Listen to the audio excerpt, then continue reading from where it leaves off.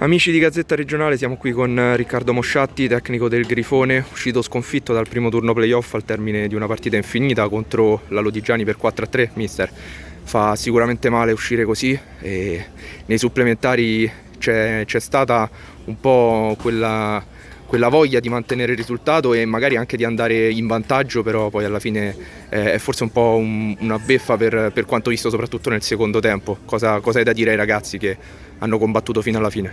Quello che ho ripetuto negli spogliatoi, nelle parole esatte magari sono tra di noi, però il concetto è che io gli avevo detto di arrivare alla fine della partita, quindi con un percorso senza rimpianti, e io devo dire che sono soddisfatto di loro. Io non faccio retorica, quindi sono sempre stato molto duro con i miei ragazzi, però andare sotto 2-0 dove il primo gol subiamo una disattenzione, io credo che sono d'accordo sul fatto che il secondo tempo è andato bene, perché la seconda parte del primo tempo noi abbiamo continuato a giocare, perché andare sotto 2-0 e in uscita dal basso fare un errore, un'altra squadra avrebbe continuato, cioè avrebbe cambiato modo di giocare. Invece i ragazzi hanno continuato a giocare e sono stati premiati.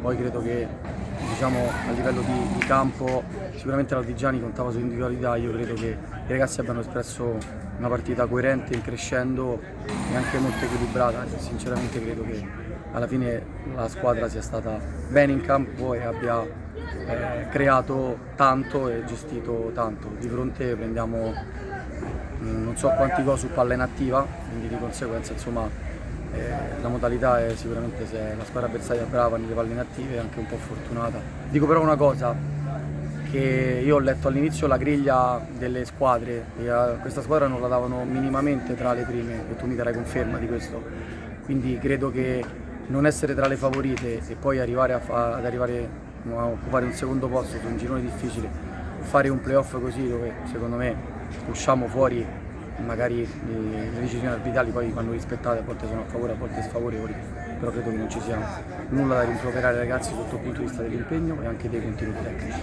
Grazie e complimenti per la partita.